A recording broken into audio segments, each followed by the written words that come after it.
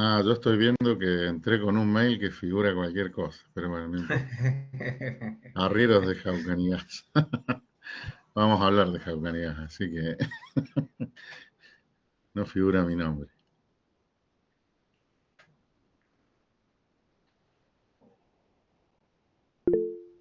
Bueno, ¿qué les parece si arrancamos en honor a la puntualidad? Seguro que se va a ir sumando gente.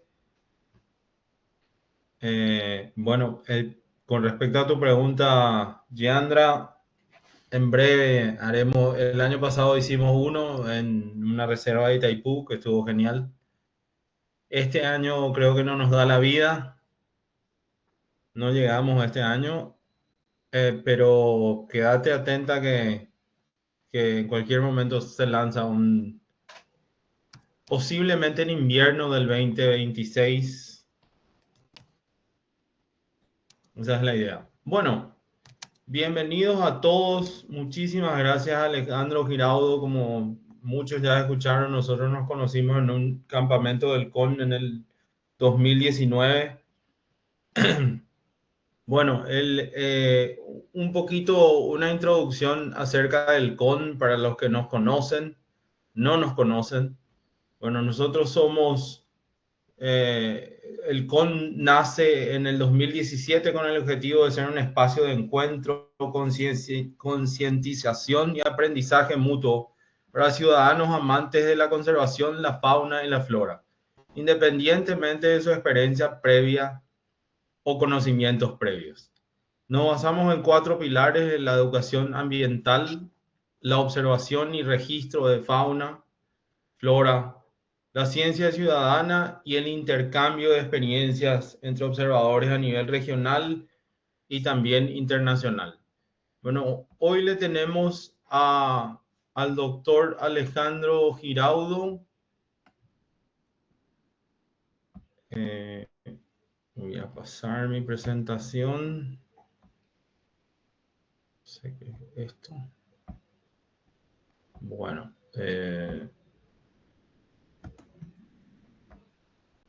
Alejandro Giraudo es doctor en ciencias biológicas, eh, y este es un poquito el resumen de su charla.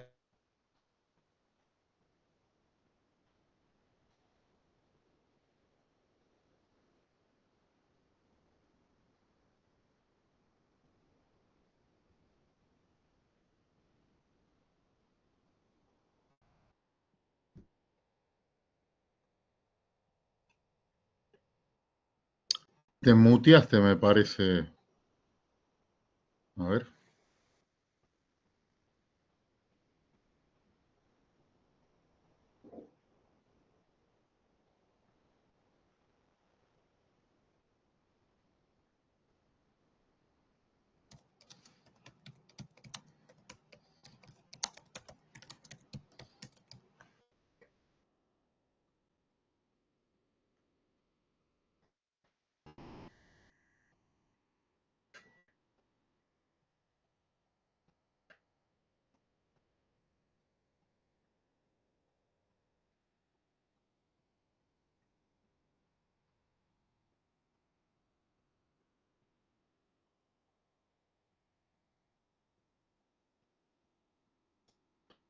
Hola, ¿me escuchan ustedes? Porque yo no te escuchaba.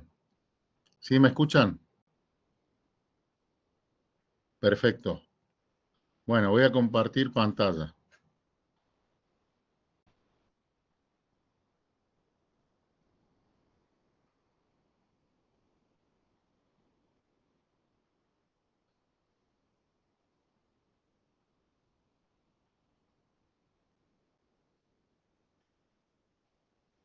Bueno, ¿está todo bien? Levántame el dedo nomás.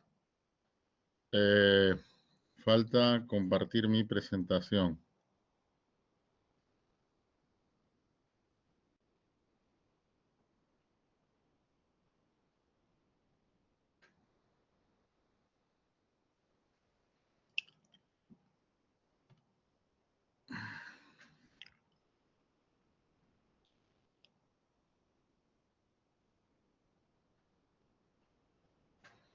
¿Está todo ok? ¿Están escuchando? Porque yo no te escucho a vos. Todo ok. Bárbaro.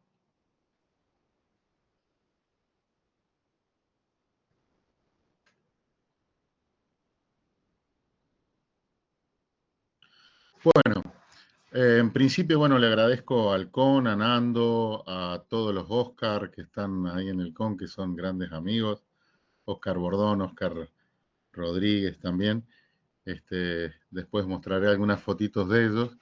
Y es para mí un gusto estar con ustedes porque yo quiero mucho a Paraguay. Cuando comencé a trabajar, yo tenía como director a Julio Rafael Contreras, que es un investigador argentino que creó una estación biológica en el Ñembucú, Paraguay, y de hecho en mi formación como becario hice muchos viajes al Ñembucú y a otros lugares, también a la zona del Alto Paraná, donde lo conocí a Nelson Pérez, un gran amigo de tal vez 30 años de trayectoria como amigos, y un gran también observador de aves y naturalista, ¿no? Entonces, para mí estar con ustedes es como estar en mi propia casa. Bueno, un poquito la charla tiene este título, Biología y Biogeografía de la Conservación, desde la ciencia a la acción, para enfrentar problemas socioambientales. Los objetivos de esta charla sería entender qué es el antropoceno, ¿no? El antropoceno, que ya lo vamos a ver, la urgencia de abordarlo integradamente, además definir qué es la biología y la biogeografía de la conservación, discutir cómo desde estas interdisciplinas, porque en realidad son abordajes interdisciplinarios, ambas dos, eh, y son científicas también, podemos pasar a una acción sistémica y transdisciplinaria para ordenar nuestras acciones de conservación y tratar de ser fructíferos, ¿no? Por último, discutir ejemplos de estos abordajes para generar relaciones naturaleza-sociedad más sostenibles e intercambiar entre todos para aportar a una discusión constructiva y fundamentada sobre proyectos de conservación. Bueno, estamos en tiempos paradójicos y complejos, ¿no? Básicamente, el antropoceno se caracteriza por una huella humana enorme sobre todo nuestro planeta, sobre todos los ambientes de nuestros planetas.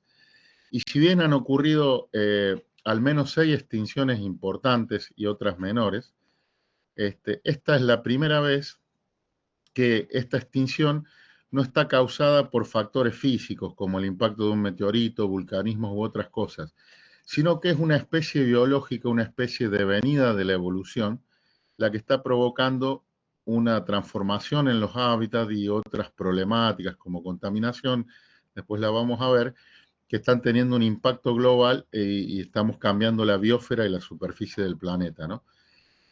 Una diferencia que tenemos con otras extinciones es que esta extinción parece ser mucho más rápida que las otras, que duraron varios miles o millones de años.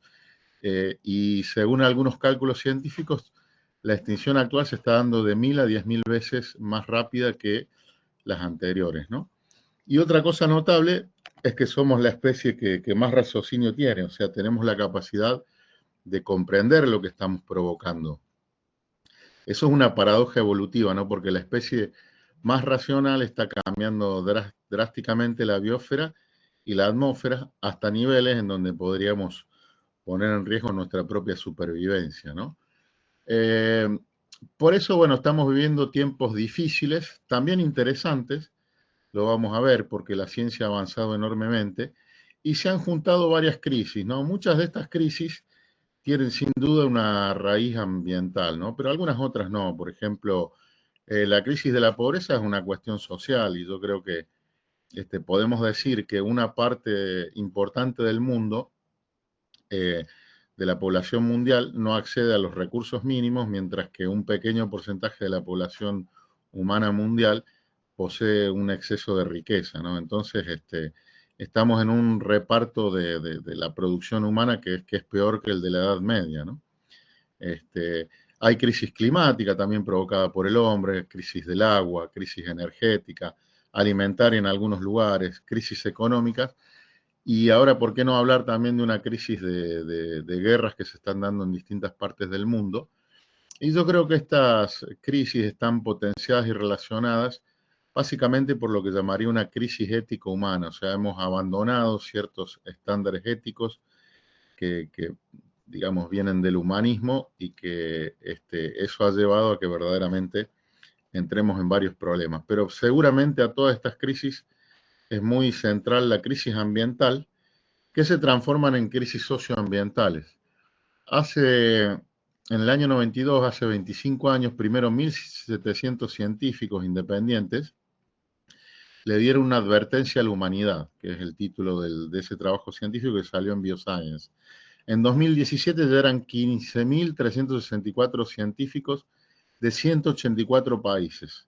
La mayoría de los Nobel vivos, laureados en ciencias, escribieron este trabajo en donde ellos dicen que necesitamos un gran cambio en la administración de la Tierra si se quiere evitar la inmensa miseria humana. Estas son palabras textuales del trabajo. Y bueno, básicamente la preocupación era por el daño generado al planeta, incluyendo el agotamiento del agua dulce, de la vida marina, zonas muertas del océano, pérdidas de bosques, destrucción de biodiversidad, cambio climático, en un contexto también de crecimiento poblacional humano. Y acá en este trabajo se muestran básicamente cómo ha cambiado eso desde 1960 a 2016. Y básicamente, por ejemplo, el agua disponible, miren la tendencia que sigue, o la masa forestal, que tiene una caída enorme, o la abundancia de especies de vertebrados silvestres, como porcentajes de 1970 verdaderamente son valores muy, muy preocupantes. Lo que sí ha aumentado son las emisiones de dióxido de carbono, la temperatura está aumentando, la población humana y también nuestro ganado rumiante.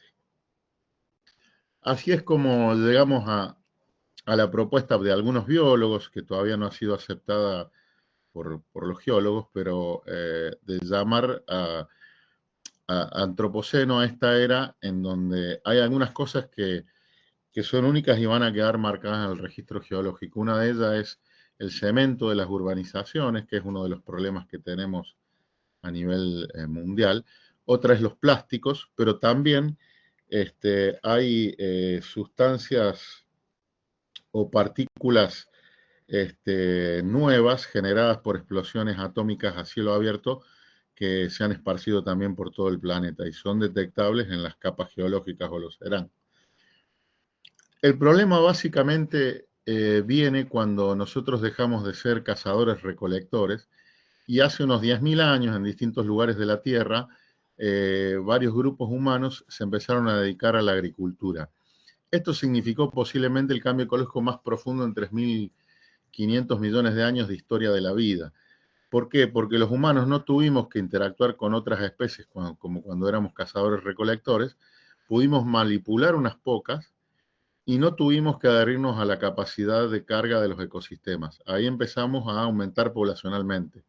Después, sumando la revolución industrial, la medicina que permitió también la curación de enfermedades que antes verdaderamente mantenían la población humana a raya, los combustibles fósiles, y posteriormente también una urbanización creciente, hizo que tengamos la capacidad tecnológica de dominar los ecosistemas y transformarlos, y básicamente tal vez un 50% de la tierra esté transformada para cultivos, urbanización e infraestructura humana.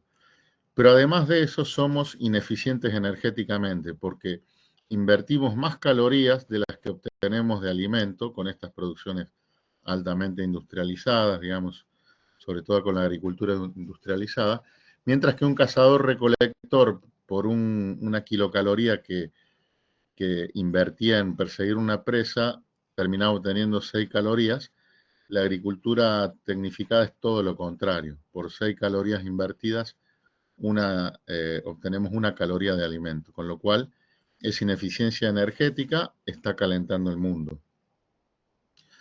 Bueno, y llegamos a la biología de la conservación. Les decía de definir la biología de la conservación, que sería como un enfoque integrado y transdisciplinario de protección y manejo sostenible de la diversidad, la biodiversidad, ¿no es cierto?, que tiene tanto aspectos que vienen de distintas disciplinas como la biogeografía, biología evolutiva, genética, ecología de poblaciones, comunidades, ecosistemas, sistemática, antropología, sociología, filosofía, ética ambiental, etcétera, como también de tecnologías. Estas son disciplinas básicas, y las tecnologías de manejo de recursos como ordenamiento territorial, agricultura, las áreas naturales protegidas, manejo de vida silvestre, bueno, y diversos puntos que tienen que ver con los manejos de los recursos. Y a mí me gustaría definirlo un poquito más profundamente y de una manera en donde hay dos palabras que me interesa transmitirles.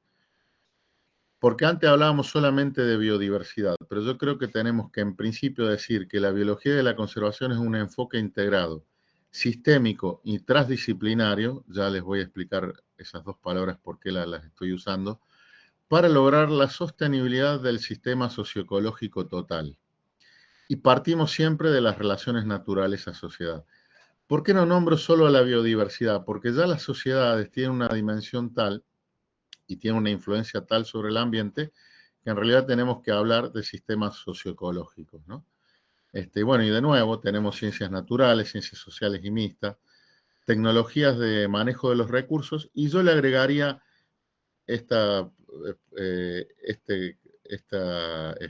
un cuarto que tiene que ver, o una interacción que tiene que ver con los saberes tradicionales y populares, sobre todo aquellos que tienen culturas que son en parte milenarias, culturas aborígenes mayoritariamente, o culturas nativas, que tienen saberes tradicionales que verdaderamente podrían facilitar una relación naturaleza-sociedad mucho más sostenible, ¿no?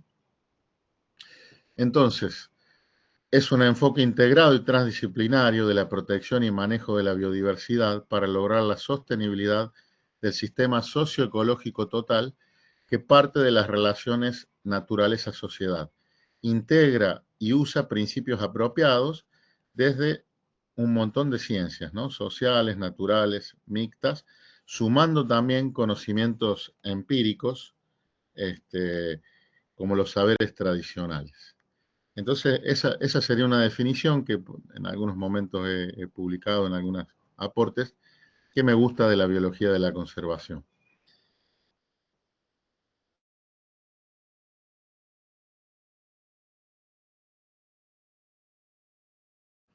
Por ejemplo, la extinción de especies es negativa e irreversible porque afecta a los ecosistemas, su funcionamiento y a los bienes y servicios que nos provee la naturaleza.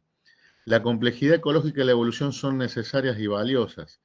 Cuidado acá, porque a veces creemos que con la conservación en zoológicos o jardines botánicos es suficiente, y en realidad no. Tenemos que conservar comunidades interaccionando con su flora y fauna para que puedan cambiar en sus procesos ecoevolutivos, y eso es imposible mantener en cautiverio. No podemos congelar el cambio evolutivo. La diversidad de organismos es buena, es fundamental para la supervivencia de las sociedades cazadoras-recolectoras, y de hecho los humanos sobrevivimos gracias a la diversidad durante miles de años, y actualmente lo seguimos haciendo, aunque reducimos la diversidad, y bueno, esa es una de las problemáticas importantes, ¿no? Porque podríamos cortar los ciclos biogeoquímicos que dan fertilidad a la tierra, que mantienen el clima estable, etcétera, etcétera, ¿no? Y bueno, en América es verdaderamente muy, muy obvio que nuestras sociedades que no tienen por ahí el desarrollo del primer mundo dependen mucho más de la pesca, de la cacería y de un montón de cosas, de la leña. Y eso, bueno, creo que ustedes en Paraguay como en Argentina lo vemos permanentemente. Y acá hay algo importante también: la diversidad cultural humana es buena. Bueno, ustedes tienen un país con una diversidad cultural enorme, con dos idiomas oficiales, uno de ellos el guaraní, que viene de un grupo aborigen nativo, digamos, y verdaderamente eso es muy, muy importante. Argentina tenemos también mucha diversidad cultural, pero lamentablemente en el proceso de colonización hemos también hecho desaparecer algunas culturas aborígenes, ¿no? Mientras que otras todavía conviven con nosotros y están en nuestra sociedad, ¿no? Lo que sí es cierto que esos conocimientos ancestrales que tienen, por ejemplo, los H que tienen ustedes en el norte de Paraguay, o en nuestro caso las comunidades Collas o los Embuá guaraní de Misiones, en general son grupos que están en una extrema pobreza, una presión social muy grande, no tienen asegurada la tenencia de la tierra en muchos casos, y bueno, como también a través de los medios no sé si de comunicación o incomunicación, entre ellos los celulares, las combus, se plantea un modelo cultural homogéneo, que posiblemente ese modelo no tenga adaptación a nivel cultural a los diversos ambientes mundiales. Sin embargo, nos tenemos que parecer a esos modelos. Las comunidades biológicas son ecosistemas dinámicos.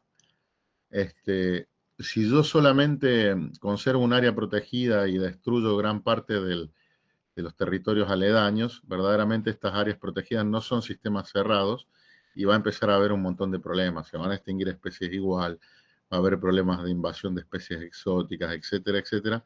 Y verdaderamente tenemos que tener en cuenta que necesitamos no solo conservar unos pocos y pequeños lugares, sino que necesitamos extensiones que son más grandes. Por último, la diversidad biológica tiene un valor intrínseco, o sea, el origen común de todas las especies hace que, bueno, la vida sea importante, porque nosotros venimos de otras especies con las que estamos relacionados, entonces nosotros no discutimos el valor de la vida humana en ninguna cultura, sin embargo, muchas veces vemos a la vida no humana como algo que es simplemente utilitario y no tenemos una ética concreta en tratar de usarla lo que necesitamos y aprovecharla sabiamente, ¿no? Por eso de esa manera hemos extinguido especies sin problemas como es el que está acá, que es el Anodorhynchus, ya me va a salir el liri, no, Glaucus. Glaucus, ahí está, bueno, buenísimo.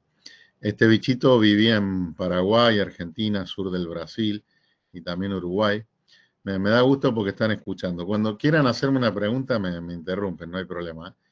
Y bueno, lo extinguimos para siempre. Por ahí algunos dicen que subsiste alguna población, pero yo creo que es probable que esté extinguido.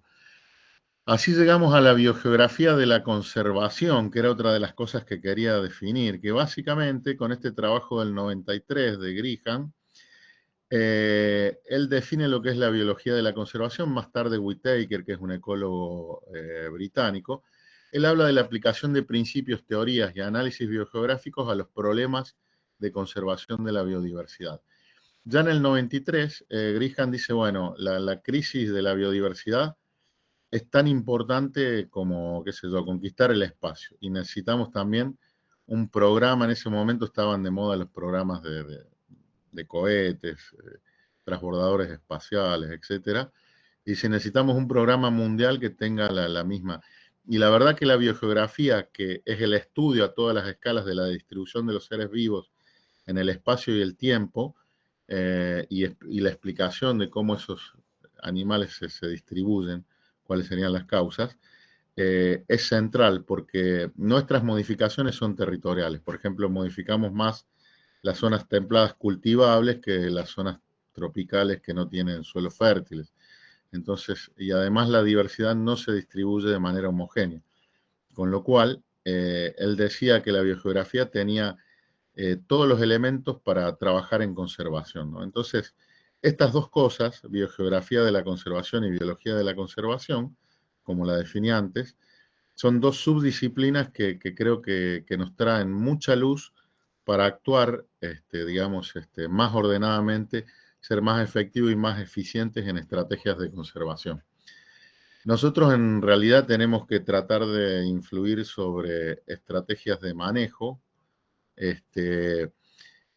Para eso vamos a tomar siempre lo que se llama subrogados de la biodiversidad. Yo puedo tomar, por ejemplo, las especies amenazadas de Paraguay y plantear estrategias y decisiones para tratar de conservarlas, ¿no? Esas estrategias de conservación tienen que ver con que esas poblaciones sean sostenibles en el tiempo.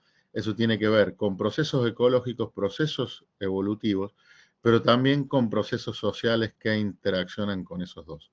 Por eso tenemos que tratar de comprender esos mundos, ¿no?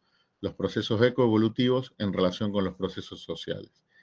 Y la idea sería también que la biogeografía de la conservación nos brinda principios, teorías y análisis biogeográficos para hacer prácticas de conservación, priorizaciones espaciales. Esas priorizaciones espaciales pueden determinar, por ejemplo, la mejor decisión más eficiente de áreas protegidas. Cuando nosotros hablamos de proteger la naturaleza, siempre vamos a estar en conflicto con el uso intensivo de la tierra. Entonces tenemos que ser eficientes. Necesitamos representatividad. Representatividad sería, por ejemplo, que todos los ecosistemas del Paraguay, el Chaco, el bosque atlántico, el Pantanal, el Ñembucú, etcétera, y otros que existan en el Paraguay, estuvieran todos representados en un sistema de áreas protegidas.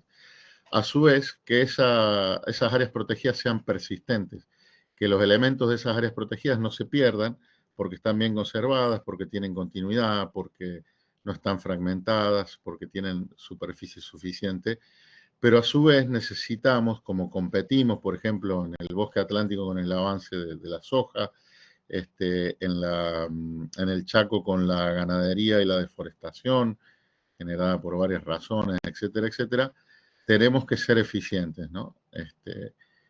Y esas son los 3 puntos principales cuando nosotros decidamos un sistema de áreas protegidas.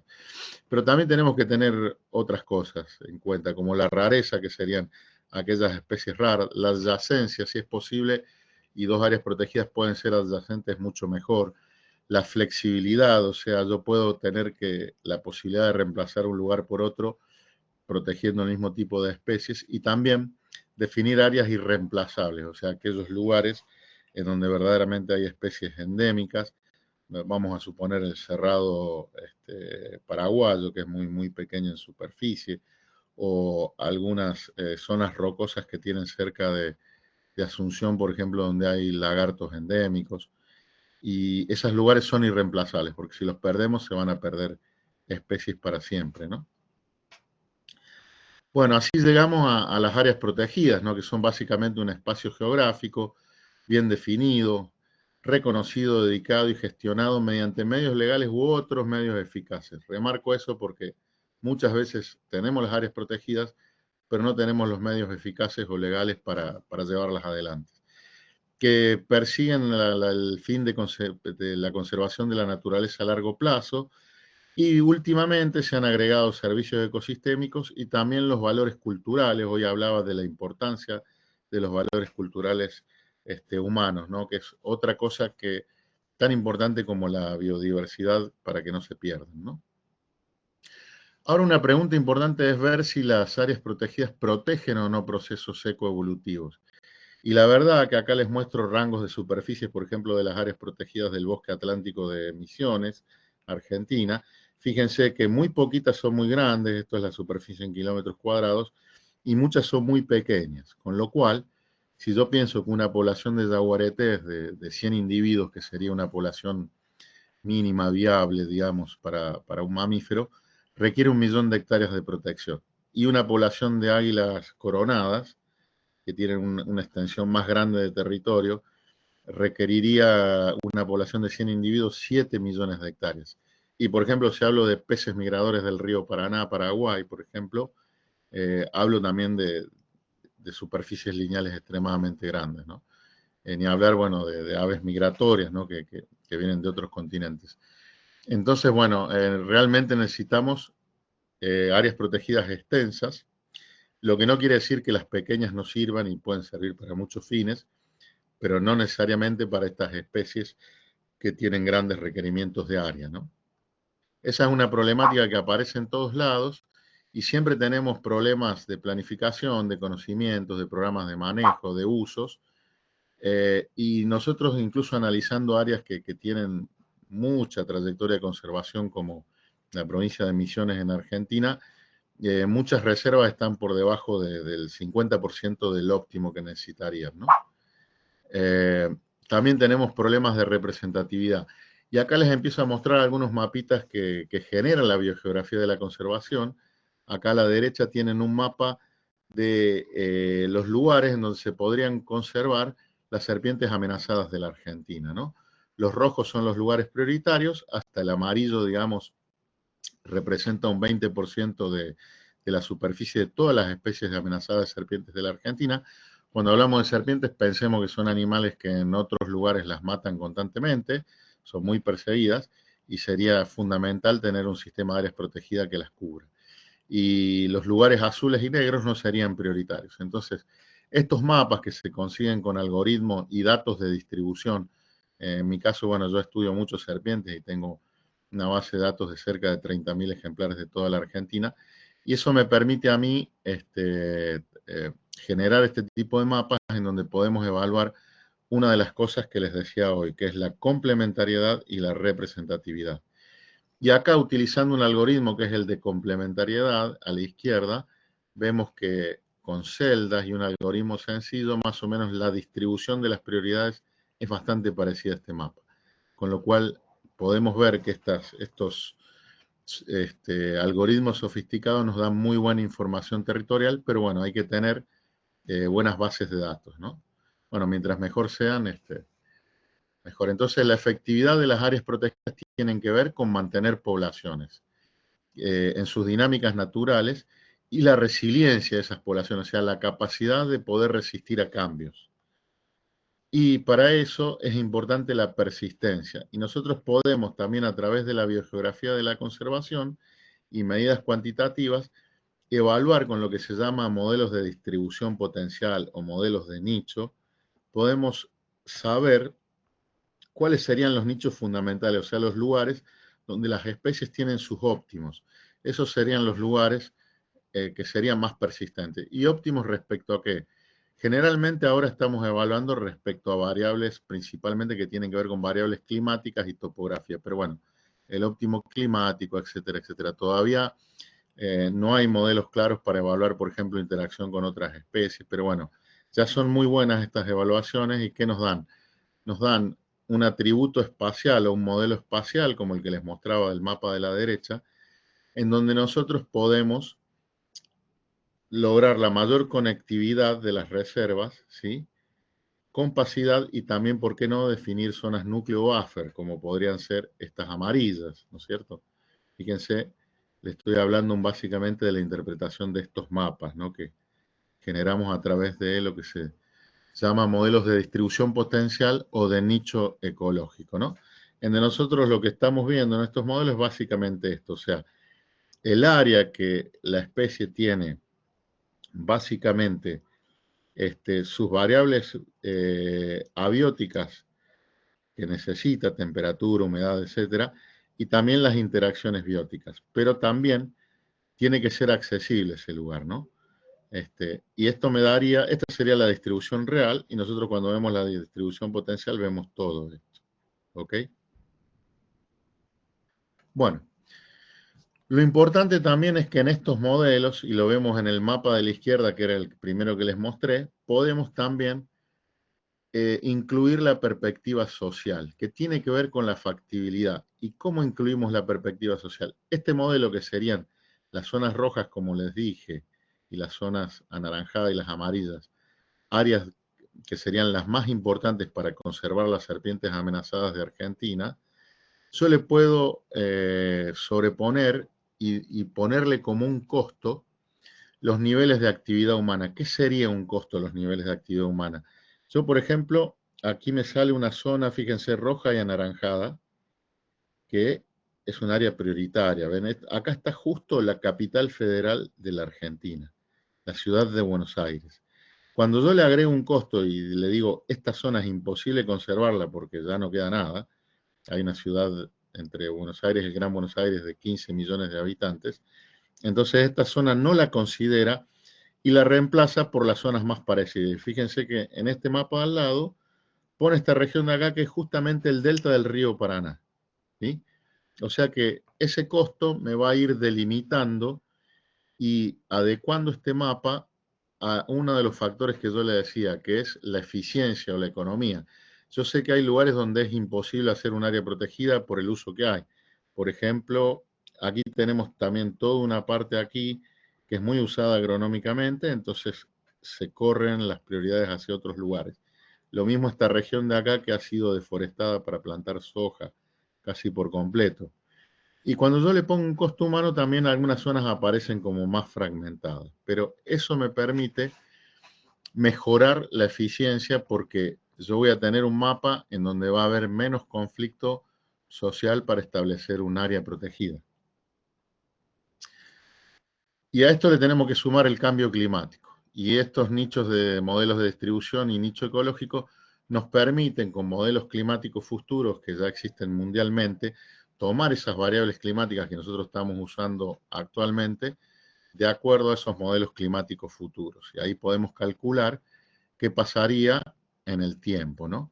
Acá simplemente les muestro un ejemplo de, estas son especies endémicas y amenazadas de serpientes del Chaco biogeográfico argentino, y lo anaranjado serían las áreas prioritarias para su conservación, lo azul son las áreas protegidas existentes, ¿no? Y lo que vimos es que las áreas protegidas protegen solo un 3,2% del área de las especies amenazadas y endémicas. Es muy poco verdaderamente, ¿sí? Bueno, ¿qué podría ocurrir con el cambio climático, ya que estábamos con eso? Fíjense que esta es una especie, la coral mesopotámica, se llama Micrurus valiocorifus, que solo vive restringida a la Mesopotamia argentina. Y acá es donde le digo, cuando yo hago una distribución potencial, me sale perfectamente la distribución de esta especie, pero también me marca zonas al oeste del río Paraná y al oeste, sí, al oeste del río Paraná y a veces incluso al oeste del río Paraguay y del río Uruguay.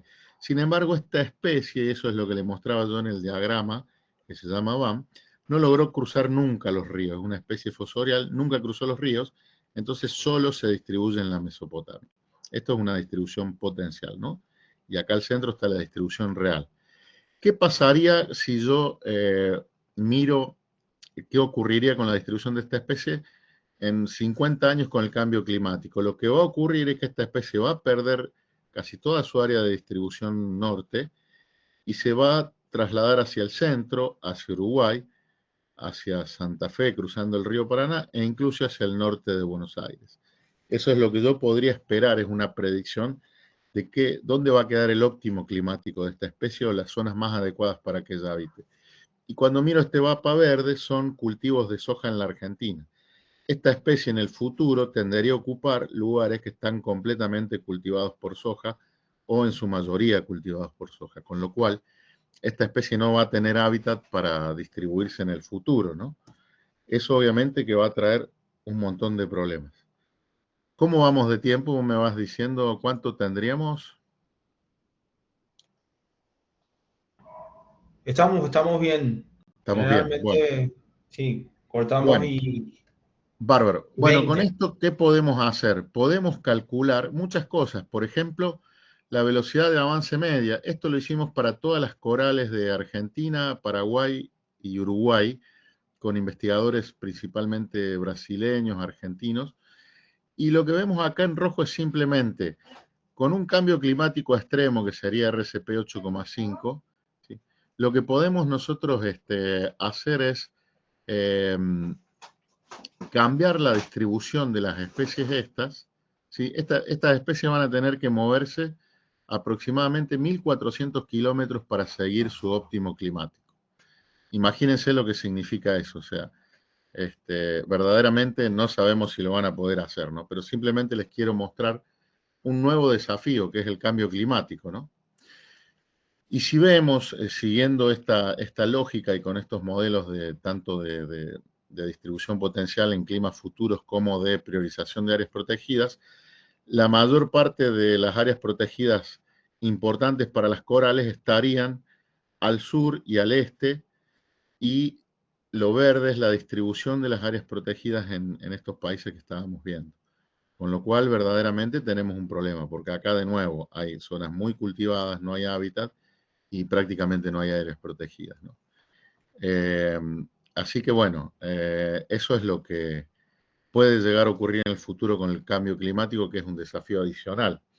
Bueno, hemos trabajado con varias especies, por ejemplo, eh, cardenal amarillo, algunos chorlos, con especies de aves amenazadas en Santa Fe, en la provincia de Santa Fe, que es esta provincia que está acá en negrito, pero también hemos visto la distribución en buena parte de la distribución del litoral de estas especies. Bueno, como les decía, el águila coronada, etcétera, etcétera. Y lo que vemos acá es en marrón lo que la especie va a perder, en verde lo que va a mantener y en verde claro lo que la especie, hacia dónde se expandiría, ¿no? Y entonces vemos de nuevo ese patrón de expandirse hacia áreas que tienen un uso del territorio muy, muy intensivo y no hay prácticamente ambientes naturales. Peor en los capuchinos, los esporofilas, estos bichitos, digamos, que muchas especies están amenazadas. Fíjense que esta especie que tiene Libera como un área central perdería casi toda su distribución y debería avanzar hacia zonas donde verdaderamente no solo que no hay áreas protegidas, sino que hay ambientes extremadamente modificados. Entonces, ¿qué pasaría con estas especies? ¿Se adaptan al cambio y se quedan donde están? Y bueno, eso podría ocurrir en tiempos evolutivos, no en los tiempos en donde nosotros estamos haciendo las modificaciones. ¿Sigo las condiciones climáticas conocidas? Bueno, si tengo que seguir las condiciones climáticas conocidas, ¿por dónde es el camino? Y cuando llegue a los lugares donde van a estar las condiciones climáticas que la especie necesita, ¿habrá hábitats naturales y áreas protegidas allí? Bueno, esas son varias preguntas más que nos tenemos que hacer cuando analicemos más profundamente los sistemas de áreas protegidas, ¿no? Y bueno, esto es lo que básicamente se llama planificación sistemática para la conservación y bueno, está muy desarrollado en la literatura, pero simplemente quería darle un pantallazo de cómo la biogeografía de la conservación nos da herramientas para que tomemos decisiones, para que tomen decisiones los gestores de áreas protegidas, las ONG como ustedes, y siempre los datos que se van dando.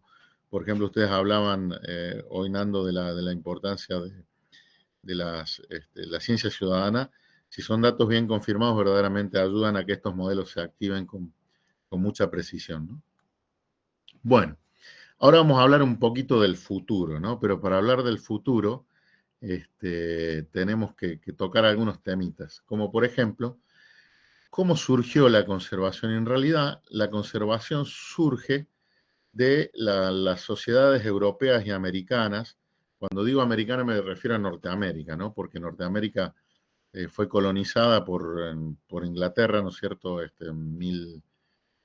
Posterior a Colón, pero fue colonizada por Inglaterra y tenía una cultura, digamos, anglosajona básicamente, en un territorio nuevo, y tanto la sociedad europea como americana citadina, que generaron la revolución industrial, fueron las primeras que vieron los impactos negativos, ¿no? La deforestación, la sobrecacería. De hecho, por ejemplo, en 1885 quedaban 25 bisontes y se había extinguido la paloma migratoria.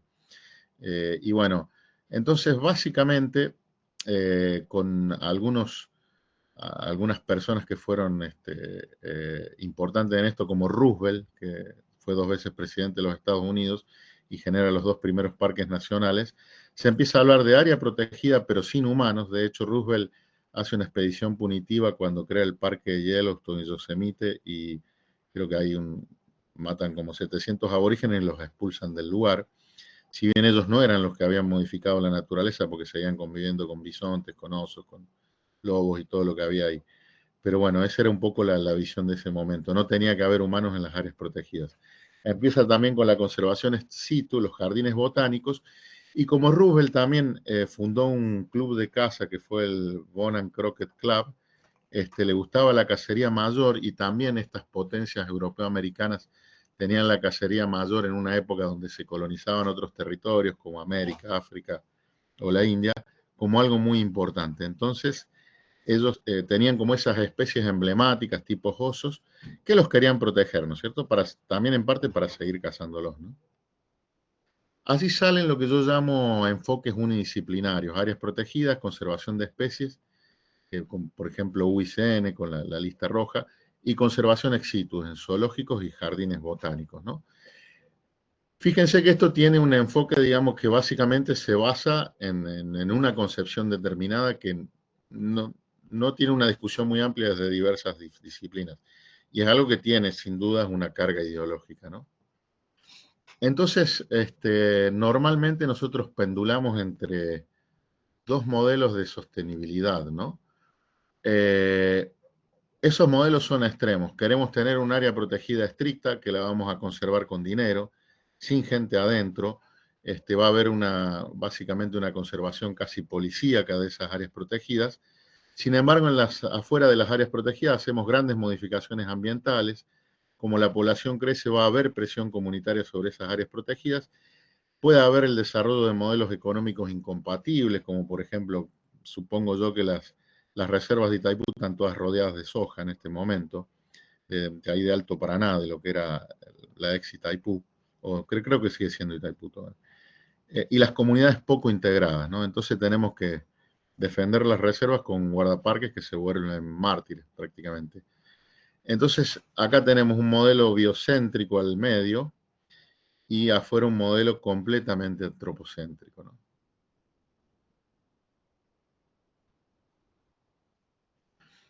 O sea, la naturaleza es todo y la sociedad se reduce a nada, o el sistema socioeconómico es todo y la naturaleza se reduce a proveedora de servicios, recursos y generamos desechos. La verdad que no podemos pendular entre estos dos modelos porque son muy simplificados, no contienen la realidad, además en cierta forma han fallado en ambos casos, ¿no? Y acá es donde verdaderamente también estos modelos de conservación tienen el mismo problema que tienen las áreas protegidas estrictas. Hay una disociación o dicotomía artificial en decir los humanos y nuestras sociedades son una cosa distinta a la naturaleza. La realidad es que no, la realidad es que estamos unidos a la naturaleza y estos modelos de conservación no explican cómo se realizan estas uniones, cómo se realizaron y cómo podemos volverlas mucho más efectivas y sostenibles sobre todo, ¿no? Y acá es donde en estas áreas protegidas los guardaparques afrontan conflictos permanentes. Bueno, conozco en Paraguay que incluso mueren guardaparques en su función de protección. Algunas veces pasa en Argentina, pero me parece que no de la manera tan impune como en Paraguay. Pero bueno, verdaderamente es muy difícil de mantener esta situación, ¿no? Vamos bien, ¿no es cierto? Otro problema tiene que ver con el financiamiento. ¿A qué me refiero con el financiamiento? Que, por ejemplo, la provincia de Misiones, que tiene un sistema de áreas protegidas que es mayor al 18% de la provincia con el bosque atlántico, tiene 101 guardaparques. Pero la provincia donde vivo yo, que es Santa Fe, que tiene el doble de PBI per cápita, porque es una provincia que cultiva mucho, tiene 0 guardaparques en sus áreas protegidas y tiene solamente un 4% del territorio. Misiones tiene 19 y Corrientes, donde estoy en este momento en los esteros de Liberá, tiene 40 guardaparques y 15% del territorio protegido. Y fíjense que estas provincias tienen muchos menos recursos, tanto Misiones como Corrientes. Entonces no es ni siquiera un problema de recursos, es un problema de políticas de inversión. Pero lo cierto es que la mayor parte de las áreas protegidas provinciales tienen poco financiamiento y tienen muchos problemas, mientras que los parques nacionales nuestros tienen 375 guardaparques y es una institución que tiene una trayectoria importante. Tal vez han conocido parques nacionales de Argentina y tienen mucha más infraestructura y conservación efectiva, ¿no? Esto habla un poquito de la eficiencia que les decía hoy, cómo estamos nosotros conservando las áreas protegidas, ¿no? Y ahora sí, vamos a un modelo de sostenibilidad que ya no es pendular entre esos extremos, el biocéntrico o el antropocéntrico. Y a mí me gustaría hablar de la sostenibilidad del sistema socioecológico total, esa palabra que había puesto en la biología de la conservación. No tenemos que enfocarnos solo en la biodiversidad o solo en la sociedad. Tenemos que entender que ya formamos un sistema socioecológico. Esto es más realista porque nosotros tenemos que mantener esos sistemas sociales o subsistemas sociales en interacción con el sistema biofísico y ecológico. Tratar de valorar los recursos naturales íntegramente como esenciales para el bienestar humano, pero también para la biodiversidad, los procesos ecológicos evolutivos y los servicios ecosistémicos. Entonces la idea sería ir más allá de áreas protegidas o no protegidas y de uso intensivo. Tratar de generar paisajes heterogéneos donde áreas protegidas, áreas rurales y áreas con usos rústicos e infraestructura adecuada eh, coexisten en el espacio, ¿no? ¿Y a qué me refiero con usos rústicos? Por ejemplo, donde estoy yo ahora, que son los esteros de Liberá, es una de las áreas protegidas más importantes y que mejor se está cuidando y desarrollando en la Argentina. Sin embargo, esta área existe todavía una gran cantidad de ganadería de pastizales nativos. Les diría que tal vez el 70%, tal vez más, todavía tiene pastoreo de ganado, y es un pastoreo de ganado sobre pastizales nativos. pero está hecho de una manera extensiva en donde verdaderamente yo lo considero un uso rústico, que fue el que también, en definitiva, generó una calidad ambiental sobre donde después se pudieron poner las áreas protegidas. Esos usos rústicos, como podría ser, por ejemplo, una pesca artesanal sobre el río Paraná o Paraguay, que tenga una regulación importante, o incluso la entresaca de, vamos a suponer, de quebrachos del bosque chaqueño de una manera sostenible sin que se deforeste por completo. Esos usos rústicos tienen que coexistir con otros usos, incluyendo los intensivos. Y pensemos también que si yo voy y deforesto todo el bosque chaqueño para poner pasturas y criar ganado, es mucho más impactante que si yo extraigo algunos quebrachos y también genero un poco de ganadería bajo monte, ¿no? Voy a mantener gran parte de la diversidad. Entonces, tenemos que apostar a situaciones verdaderamente mucho más heterogéneas que las que nosotros creemos. Entonces, acá estaría este modelo que podría ser mucho más factible, ¿no? Que tiene que ver con un área protegida, con reformas sociales, restauración y manejo, sustitución económica, educación y sensibilización, incentivos y verdaderamente tratar de tener un modelo que sea un poquito más real, basado en los sistemas socioecológicos, ¿no? Iberá podría ser tal vez un ejemplo de esto, pero hoy les voy a tratar de enfocar. ¿Y por qué hablaba de sistémico yo? Porque nosotros siempre estamos en sistemas complejos y relacionados. El sistema humano que está por aquí arriba, ¿no? Es el más complejo, tiene necesidades biológicas, modulación social, procesos psicológicos. El sistema económico, que es tiene producción, intercambio de mercancías, servicios y trabajo. El sistema político, centrado en el poder, quién consigue qué, cuándo, cómo, para quién, son básicamente científicamente las relaciones de poder entre los sectores sociales, ¿sí? Es muy importante, tanto el económico como el político, porque ambos manejan o por lo menos dominan las relaciones de poder en el mundo. El subsistema social al cual pertenecemos los científicos, también pueden pertenecer ustedes como COM, las ideologías, las técnicas, aspectos morales, artísticos, religiosos, etcétera, etcétera. En realidad los problemas de conservación pasan por todos estos sistemas y por último también que es el ambiental, ¿no es cierto? El celestito pero generalmente son un conjunto de cuestiones que tienen que ver con estos sistemas. Entonces, el enfoque sistémico tiene por objetivo enfocar los sistemas de todas las perspectivas pertinentes en todos los niveles relevantes, integrar teorías y campos de investigación cada vez que la unidisciplina muestre ser ineficiente, y la mayoría de las veces lo es. Por ejemplo, yo desde la ciencia, aplicando estos conocimientos que les decía antes, puedo influir sobre el sistema humano, sobre el sistema político, para generar recursos económicos y generar una mejora ambiental a través de áreas protegidas más eficientes. Estas flechitas indican cómo cada parte de estas se tiene que relacionar en un enfoque sistémico, que es básicamente transdisciplinario también, porque se entrecruzan y traspasan los límites disciplinarios, científicos y académicos con objetivos comunes, con integración de disciplinas, y es un desarrollo integrado entre ciencia y sociedad apoyado por la educación con un objetivo altruista común, que es el uso sostenible de los recursos y el mejoramiento de las sociedades, ¿no? Eso es lo que nosotros hicimos durante ya 25 años, estaba calculando, en un sitio Ramsar sobre el río Paraná, que no está muy lejos de Paraguay, está desde el límite con Chaco, que ya es una provincia limítrofe con Paraguay, en Santa Fe, y ocupa casi 500.000 hectáreas.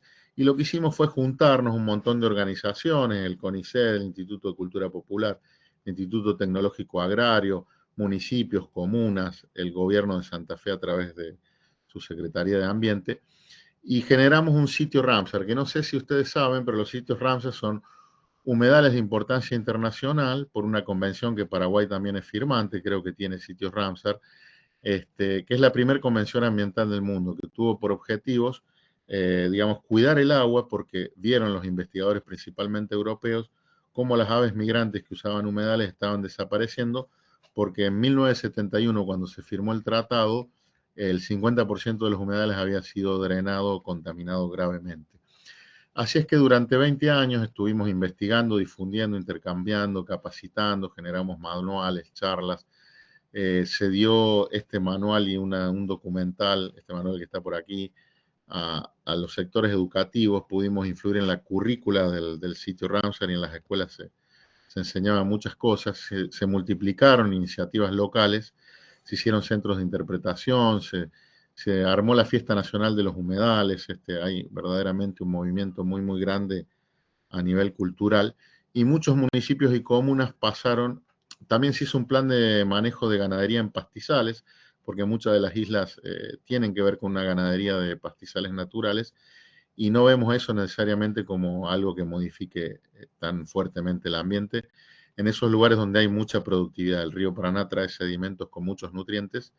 Y bueno, todo esto a través de un proceso que no quiero hacerlo largo, llevó a que estemos trabajando ya en generar áreas protegidas estrictas. En los municipios quieren tener cada uno su área protegida, hay 13 municipios en el lugar, y también un parque provincial de unas 10.000 hectáreas de islas fiscales. Es una zona del río Paraná muy, muy bien conservada. Por ejemplo, hay ciervo de los pantanos todavía viviendo ahí.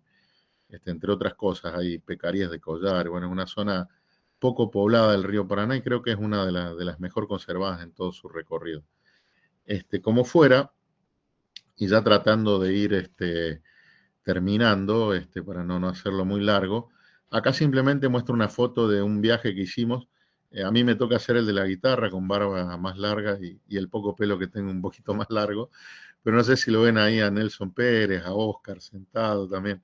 Ahí estamos en Cerro Cabrera. En la foto de abajo se los ve a Nelson, a Oscar Rodríguez y a Leandro Castillo, que es del Castillo, que es un gran amigo del Jardín de los Picaflores de Iguazú, y ese es el Cerro Cabrera. Tuvimos la oportunidad de viajar ahí también con Luis, un ganadero que verdaderamente es un amante de los yaguaretés y los felinos, y bueno, un lugar fantástico verdaderamente, donde además de ser un área seca muy, muy rústica, están posiblemente uno de los bosques más inexplorados del mundo, ¿no? Porque bueno, esa es otra cosa que les quiero mostrar. Fíjense, tuvimos aquí este extremo de Paraguay y Bolivia, ¿no? El Cerro Coronel Cabrera.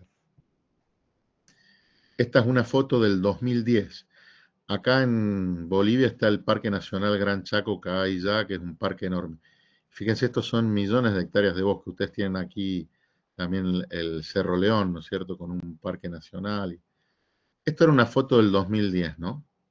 Y acá les estoy mostrando una foto del 2020, o sea, 10 años después, esta zona que eran bosques prácticamente vírgenes, fíjense cómo empezó a perder una gran cantidad de superficie, ¿no? Y cómo también esta zona del Chaco paraguayo ya creo que es más bien septentrional, ¿no? Pero bueno, esto un poco nos alerta de qué estamos haciendo con la naturaleza y hacia dónde vamos, ¿no? Y es preocupante verdaderamente. Y creo que tenemos que actuar rápidamente para no perder estos lugares que son únicos, y ojalá, bueno, se pueda hacer algo por estas regiones. Bueno, por último, recuerden entonces que tenemos campos de conocimientos, campos de creencias, campos de investigación. Los campos de creencias son las ideologías políticas, religiosas, y los campos de investigación tienden por lo menos a ser más precisos, pero muchas veces los límites entre estas dos cosas son un poco difusos. Y la conservación es una tecnología, o sea, es una ciencia aplicada que se nutre de conocimientos básicos con el objetivo de conservar la naturaleza. Las tecnologías no son nuestras, no son neutras, pueden tener consecuencias buenas o malas sobre las sociedades del ambiente. Por ejemplo, cuando se crearon los dos primeros parques nacionales de Estados Unidos, fueron y masacraron tribus indígenas, o sea, eso es una consecuencia mala, por más que crear un parque nacional es bueno, ¿no? Y acá es una cosa que yo quería comentarles. ¿Qué rol tiene la ciencia? Si yo tengo una ciencia, digamos, influenciada por la ideología, que influencia los datos y las teorías, estoy en una situación incorrecta, ¿no? Porque verdaderamente esto habría que llamarlo pseudociencia, y muchas veces vamos, la tecnología, digamos, que dice, bueno, todo lo vamos a solucionar técnicamente, tecnológicamente, es también algo que yo creo que es equivocado, ¿no?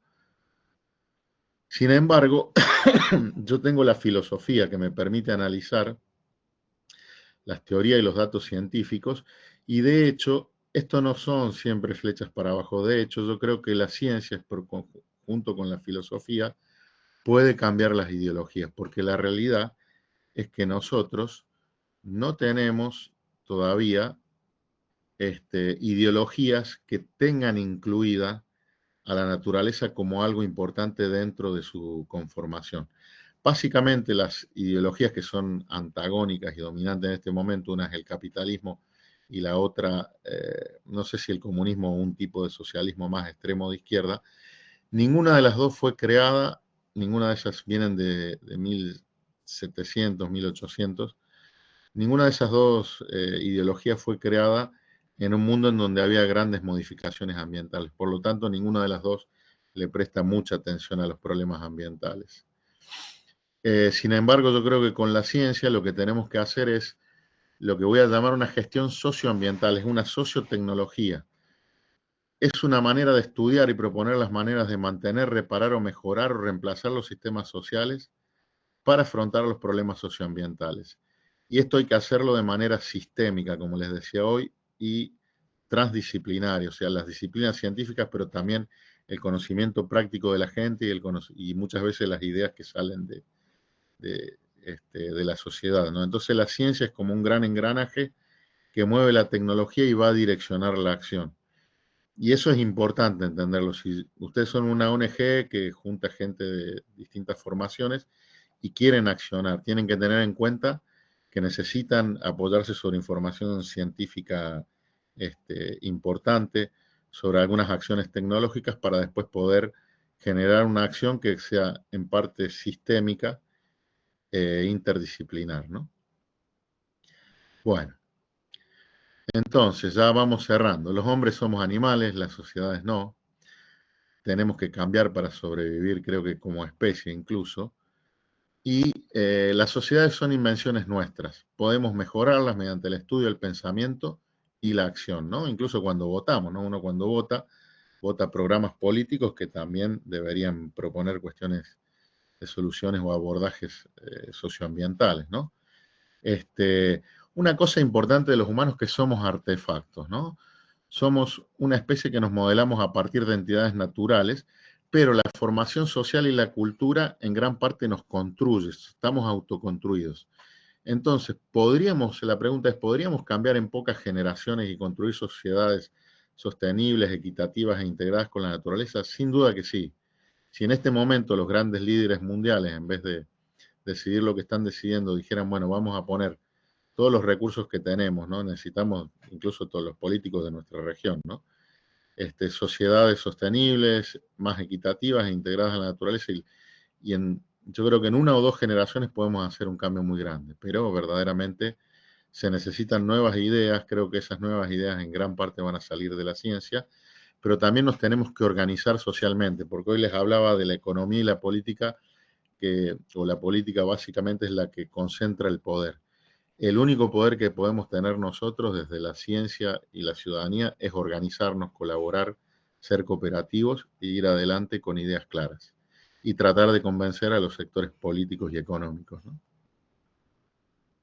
Bueno, entonces para finalizar, la esperanza es un poco que proyectos locales impulsados por grupos sociales organizados, transdisciplinarios, con argumentos científicos sólidos, deberían modificar una trayectoria asignada por un deterioro social y ecológico. Y acá les dejo una frase de Atahualpa Yupanqui, un gran pensador y cantautor argentino, ¿no? Bueno, muchas gracias. Y queda la última parte, dejo de compartir. A ver, siguen ahí, ¿están por ahí o no? Estamos. Bueno, buenísimo. El último objetivo era que podamos discutir estas ideas que yo traté Sí. de Bueno, abrimos el micrófono ahora. Sí, por favor, abrilo para todos y todas. Bueno, Brigitte por lo menos dice acá en el chat, muchísimas gracias, todo muy lógico, me quedé deprimida y triste, me propongo difundir esta charla con mi familia y los políticos no tienen ni idea que nos estamos matando. Bueno, la idea, la idea no era deprimir a nadie. simplemente mostrar el problema, pero creo que al final también muestro claramente soluciones y podría en algún momento hablarles mucho más del ejemplo de Jaucanigas y verdaderamente se pueden cambiar cosas, ¿no? Hay que simplemente organizarlo. Lamento si les dejé una opción de desesperanza, pero creo que también fui claro en cómo se podía tratar de aportar a soluciones que tienen que ser participativas, ¿no?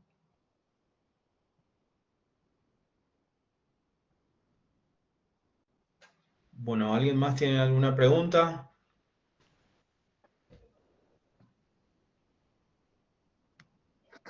Hola, ¿me escuchan? Sí, te Sí, Oscar. escuchamos, Oscar. Adelante. Sí. Bueno, primero que quedé encantado con esta charla. No me imaginaba que había tantas cosas interesantes. Al contrario, muchísimas cosas, ¿verdad?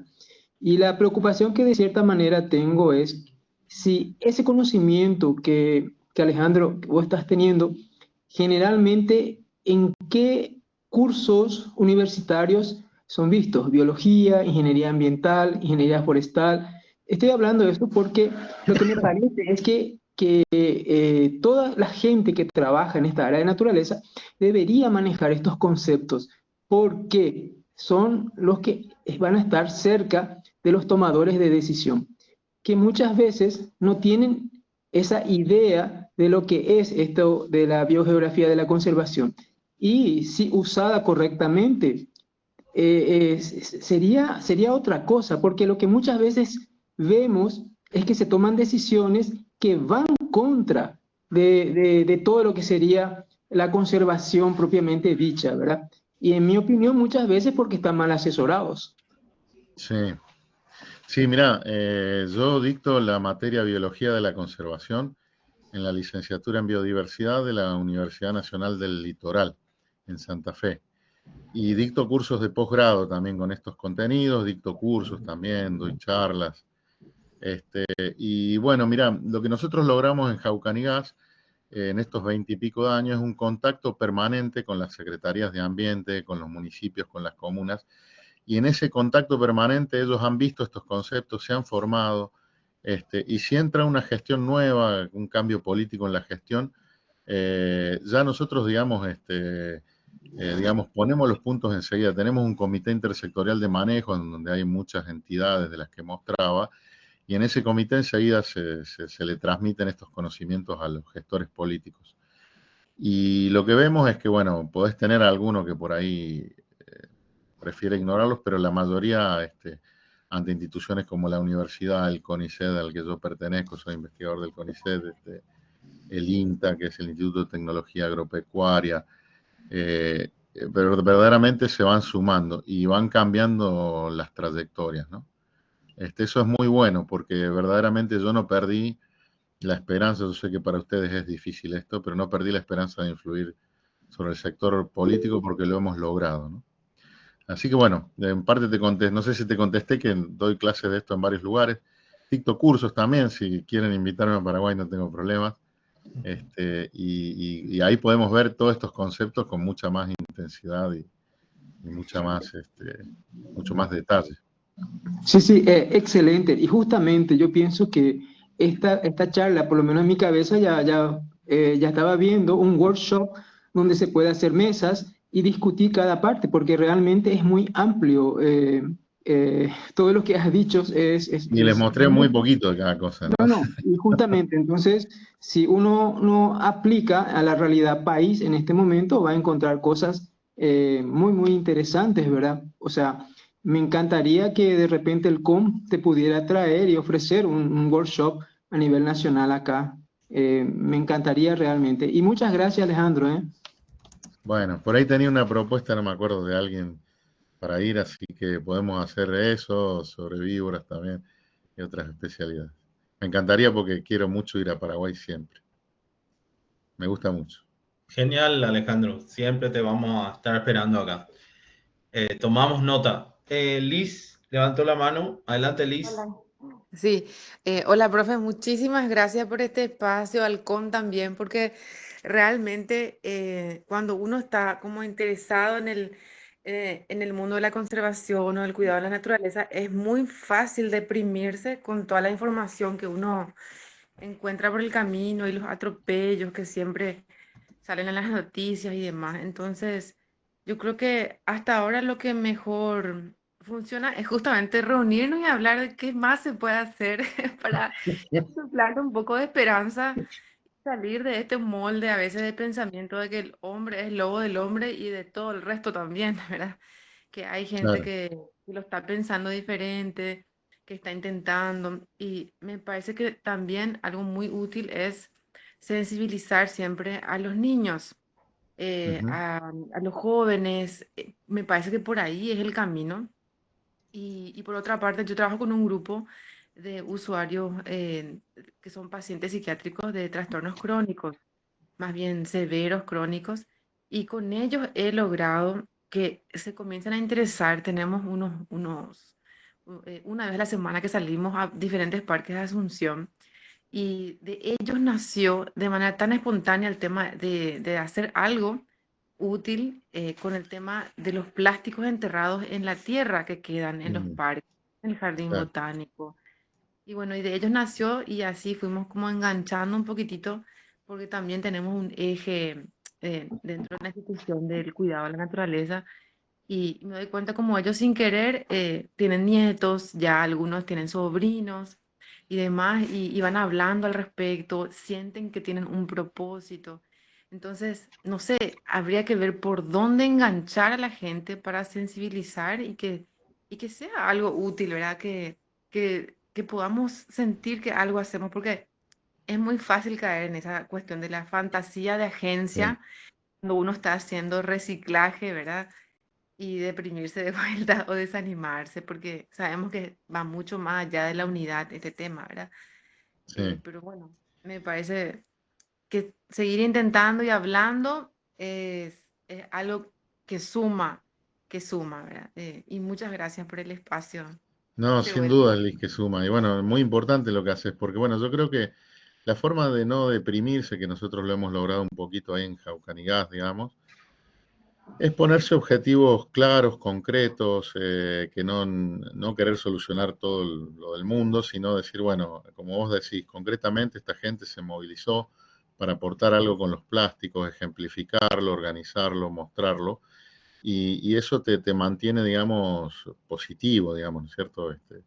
Porque verdaderamente sí, como vos decís, si vos mirás un poco a tu alrededor, hay un poco de desesperanza, pero yo creo bueno, acá lo que mostraba es un poco que la ciencia tiene muchas soluciones. Lamentablemente ahora está como de moda ser anticientífico, pero son modas, eso va a pasar rápidamente.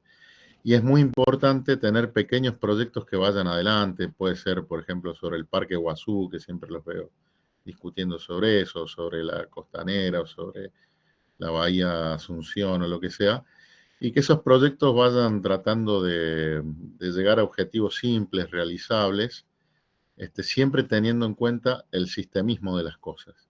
Por ejemplo, vos le podrías mostrar eso a políticos y tal vez un político diga, bueno, si yo apoyo esto, me sirve para la campaña. Y bueno, no está mal que le sirva para la campaña si te apoya, digamos, y tratar de ser constructivo y tampoco no evitar necesariamente siempre cargar las tintas sobre ciertos sectores sin tratar de Ujú. discutir con ellos. A veces somos un poco así, bueno, esto lo tiene que solucionar el municipio. Bueno, si no lo soluciona, lo puedo empezar a solucionar yo y empezar a discutir con el municipio. Mira, nosotros estamos haciendo esto, aportando, y ustedes tendrían que aportar también a juntar los plásticos o lo que sea, y la gente a no tirarlo. Y bueno, por eso te digo, es verdaderamente, cuando uno analiza y hay formas de analizar lo que yo llamo diagramas conceptuales, puede ser mucho más fructífero. Y porque vamos a perder más batallas de las que vamos a ganar, pero ganar algunas viene bien para el optimismo que habla y la educación es fundamental, ¿no? Siempre, siempre, siempre.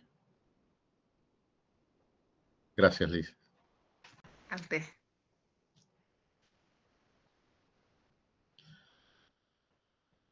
El doctor Martín, puede ser Ramírez o no veo bien.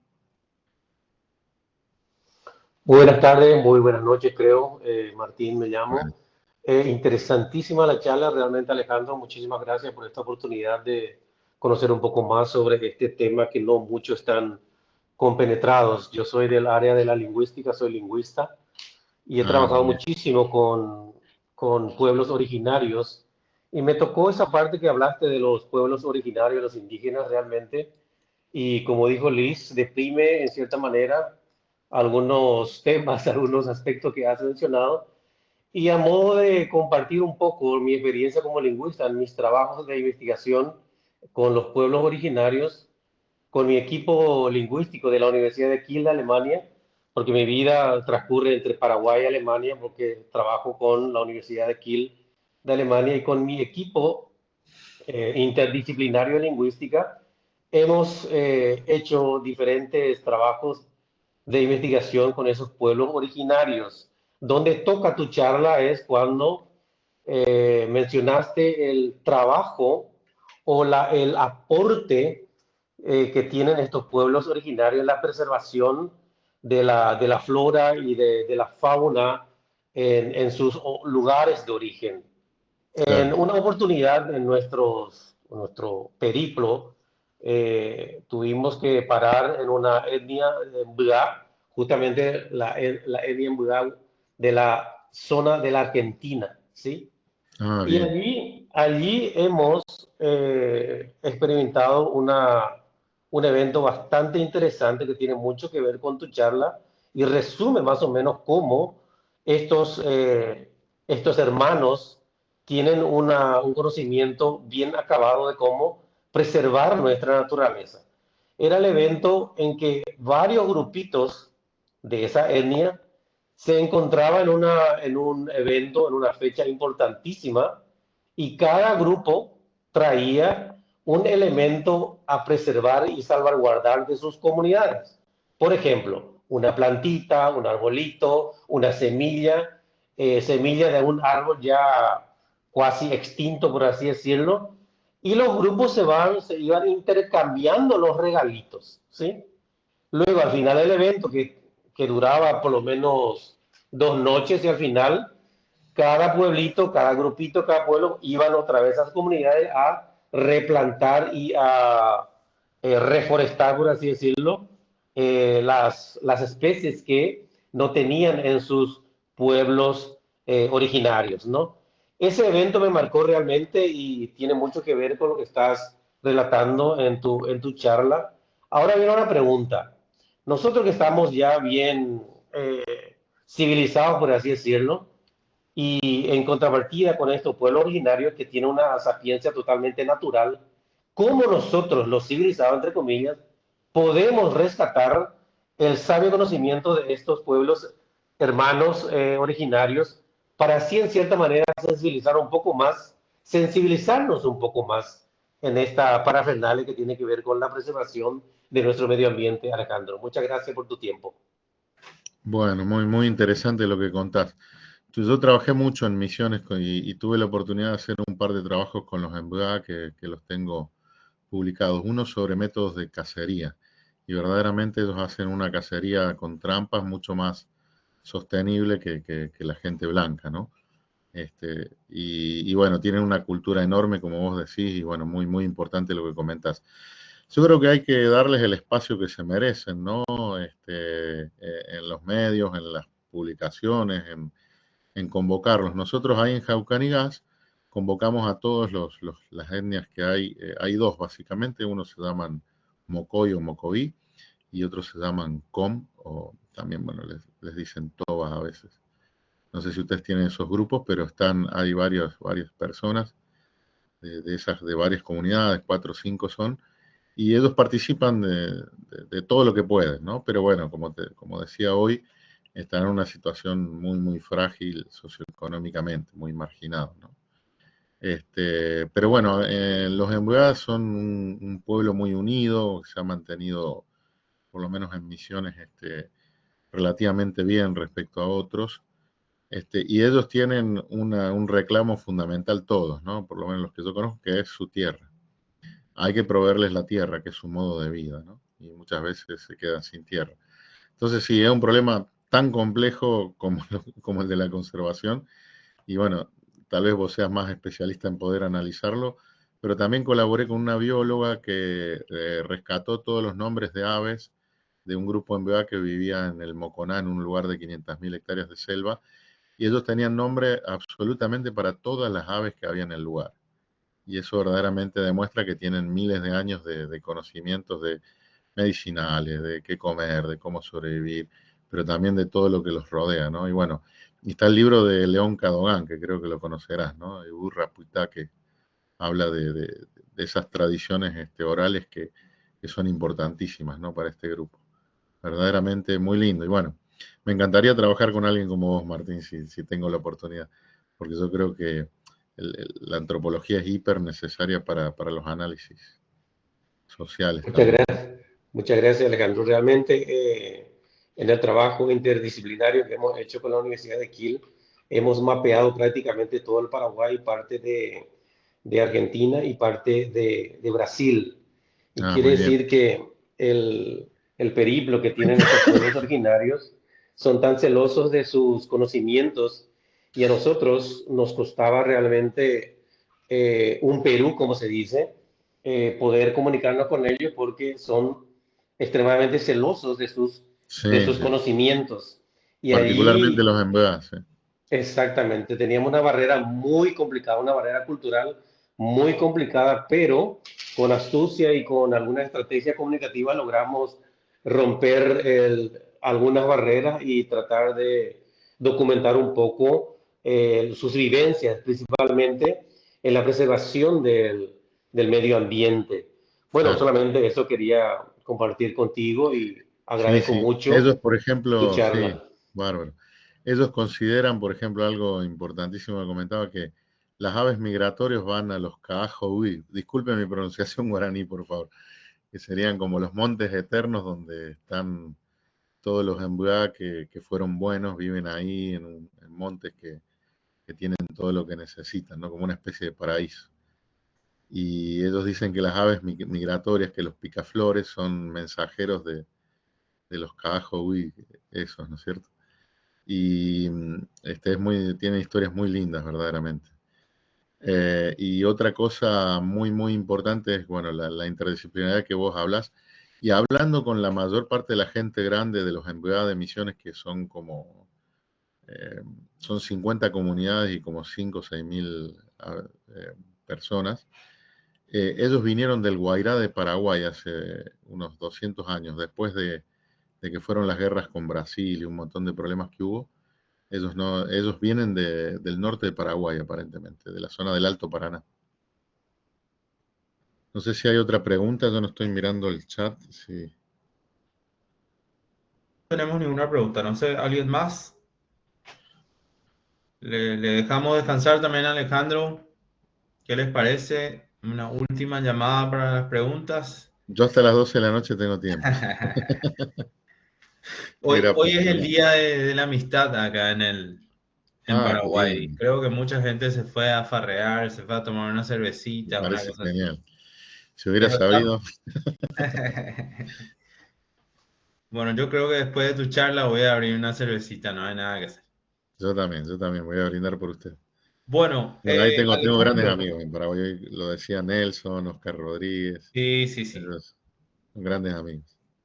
Bueno, Alejandro, muchísimas gracias. Yo sé que tenés el corazoncito para el CON, tenés muchos amigos en el CON. Nosotros ya somos los que vinimos después, ellos fueron todos nuestros mentores, Oscar Rodríguez, Nelson nos dio una charla de la cosmovisión indígena con los animales, que fue Mirá, brillante, qué lindo. hermosa, un genio, Nelson.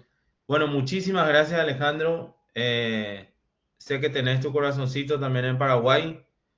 Y bueno, te dejamos ir y un fuerte aplauso y ojalá que nos encontremos pronto. Se viene un evento, no te puedo adelantar nada, ojalá que pueda venir en septiembre por ahí, no puedo adelantar nada, pero ya me pica todo que quiero Bárbaro. anunciar, pero me tengo que aguantar. Dale, Bueno, mil gracias a Alejandro. ustedes por escuchar, por participar, por preguntar. Y bueno, a disposición para lo que gusten. Y sigan adelante, ¿eh? Quiero dejarles un mensaje optimista, porque bueno, el problema es grande, pero las soluciones son posibles. Gracias. Gracias, gracias. Buenas noches. Gracias a Chao. todos.